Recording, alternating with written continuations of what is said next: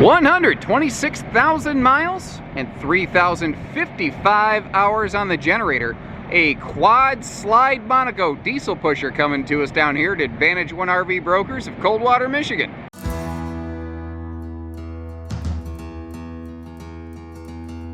I think the most important thing to remember as we go through this is that it's an 06, because those paint packages, they do such a good job of kind of masking the age of an RV. It looks a lot younger than maybe it physically is. Now the windows in this thing, they are many, they are large, and they let in a flood of light, and they do not like my camera. So occasionally the camera's going to kind of go light dark like that. Unfortunately, it's just one of those things. The RV naturally has some history. Like 126,000 miles, 3,055 hours on the generator, it's seen some use.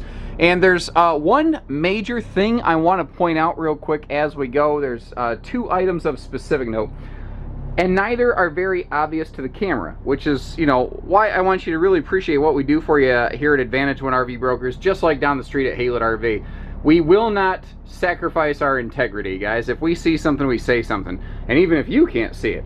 So, at some point, when the RV was left in storage, there was, I guess, a bunch of ice or something left in the freezer section, and unfortunately that melted and it got down into the floor, and it has put a slight compromise to the floor. Now obviously I walked over it before I stood where I'm standing right now, and it's not the kind of thing that like you can really even see with me walking through it.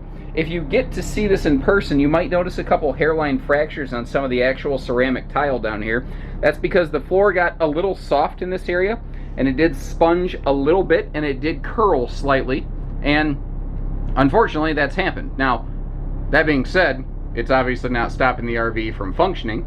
You can feel it under your feet a little bit when you walk through, but not to any degree that it like stops you from using the RV. And if you compare what the owner of this RV is asking compared to like the NADA book value, you can see that they've taken that into account, and they are definitely trying to be fair.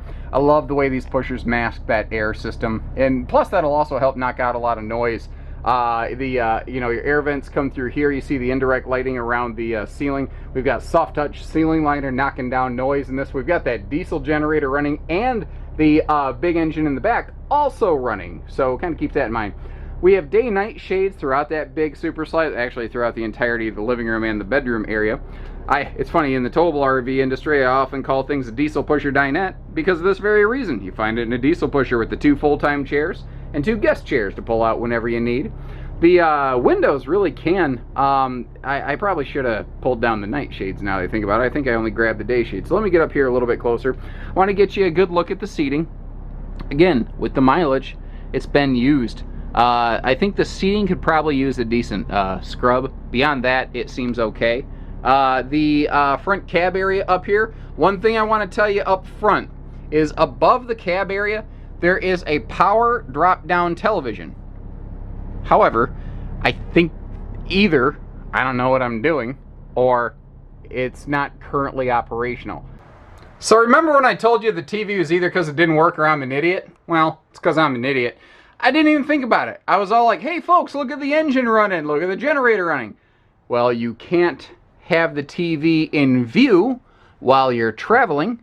Ergo, the TV will not come down while you're traveling. I was just about to walk out the door when I kind of thought about that and went, huh, yeah, that makes sense. I told you I'm an idiot. Up front here, wrapped all around the driver, this has the Aladdin system, which is kind of like way ahead of like the in-command kind of things that you find on a lot of RVs today. It's sort of the computerized brains of the operation. You can select your cameras, all kinds of system options. You can check electrical statuses, all sorts of things. The big, what is this, Freightliner chassis that we're on, I believe?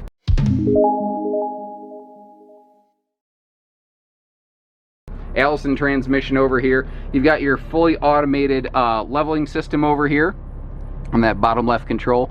Naturally, air brake system. This is a big tag axle job. I mean, this is a large RV. Now the thing is, There's a million different nut bolts and widgets on this coach. I am giving you just a very, very surface level gloss over today to give you an idea of if this is something that might work for you. You could spend 2 days doing nothing but learning about this coach. That's one of the tricks about these diesel pushers. They have such involved systems, you almost have to go on a class in these things just dedicated to the coach itself. And I can't do that on a quick flyby video. I can give you an idea, I can point out some things, and if you have additional questions, call our team. We'll get some questions answered for you. We'll dig into whatever we need to. Speaking of which, let's dig into the kitchen cabinet space. Starting up top here, that is actually a pass-through door, and all of the cabinet hardware, and this is so silky smooth. Massive convection oven. If you know, you want to have a Thanksgiving meal out of that thing, you probably could. I love the fitted solid surface oven cover, kind of, well, stove cover as it were, blocking that all off. But there's also, you can see below the sink, fitted sink insert so that if you really need a lot of prep space, you can have all kinds of it over here. As we spin our way around, you see that big residential refrigerator. I've had some videos where I've talked about residential versus gas electric. One of the things I should have mentioned in those videos is that that was really specifically directed toward the towable RV market. The thing on a diesel pusher like this, and you're on a big air ride system, it's just a completely different world. That sort of, you know, towable thought mentality logic, it just doesn't apply here. I am in love though with all this kind of honey oak hardwood that I'm looking at, and of course it is all, you know, hardwood everything. There's no, you know, particle board going on in any of the construction here. The working our way back here through the bathroom area. I like the way this looks with that clear shower enclosure right there. It makes this whole room look and feel larger. Now there's all kinds of lower indirect lighting, which is kind of nice, so that if you need to wake up and use the bathroom at night, you know, you can without disturbing anybody. Great solid surface space here in the bathroom. I like how deep that is behind the sink. Gives you plenty of room for like your, you know, toothbrushes and shavers and all that good stuff. Everything is big and deep. Extra large kind of Max Air style vent fan up here. Working our way inside a little bit further. I like this. This is the, I guess the third sink, because you've got one dedicated here to just the bathroom area, which I know a lot of people prefer that way. If you are doing your business, when you're done, you can wash your hands before you ever touch like doorknobs or anything like that. And that's the kind of thing that a towable RV usually doesn't have the space for. And frankly, until you get this large on these big quad slide monster jobby diesel pushers, you just don't have the room for it in here either. A very handy dedicated linen space. This is all adjustable shelving. You can see they had some replacement bulbs on hand. But right here, if you're looking to do some full timing, having a included stackable washer and dryer. If you're gonna go washer dryer, I do recommend going the full stackable route whenever possible, because the Combo-Matic dryer sections, they generally don't seem to work that well in my experience and from everything that I've heard from various clients over the years, whereas the stackable ones actually have the guts to get the job done, you know. So give you a quick look at everything here in the bedroom. The lights are a little dimmer back here. That is completely by intention though, because this is a little bit more of a calmer, private space, I think, and it is like dead silent back here. That's a queen bed, but this is kind of made before everybody and their brother was looking for something in the way of a king.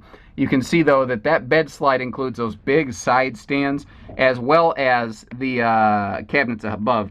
Apparently somebody is already outside looking at it and just flipped one of the battery disconnects and then must have flipped it back on. They probably don't realize that we're in here doing this. Apologies. So let's get this cabinetry open. We'll kind of start right down here. Start working our way around for you.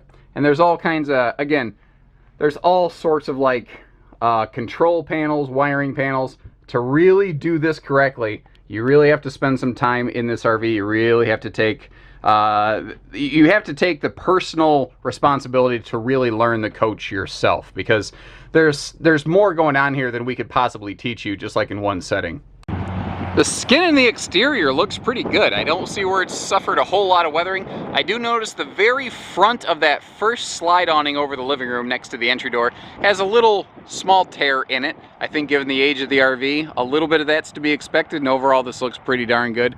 And thankfully, This big 10K Onan diesel generator is on a hydraulic slide out because this thing is a chunk, bud. There's a lot of iron going on in here. But overall, housings and everything, they look pretty good. Like, I don't see serious corrosion issues. I believe that this RV has not spent its winters in the Midwest. I believe it spent the vast majority of its time in a more sunny climate. It does have side camera mirrors, which is always a kind of handy thing. A little surface blemish on the driver's side mirror up here. Nothing major, but hey, you folks deserve to know about it. What I want to do is really go down through and check out all these bay compartments. This is, oh boy, this is the central nervous system of the coach right here. This is also where your power generator slide button is going to be located. What's all this stuff do? It runs electrons. You'd have to be an expert on that thing alone. I've noticed some of the tires are Goodyear, a couple are Firestone. So it appears that at some point, oops, somebody must have closed this on me. At some point, if a tire needed replaced, they were kind of replaced as they were needed, not as, you know, one thing. If you're kind of wondering what's going on right there, this does have an aqua heat system to, you know, warm you up, as it were. Big pass-through there. Then as we get over here, you'll see this pass-through actually has one of those common sliding cargo trays that'll pop out the driver's side for easy access. And then another conventional pass-through, which these are great if you've got, you know, extra folding picnic tables, chairs. Obviously, this one was heavily used for tools and random goodies like that. All of our onboard sewers, station, and power cord stuff. I love that power electric retract reel. Give you a good look at the rear tires here.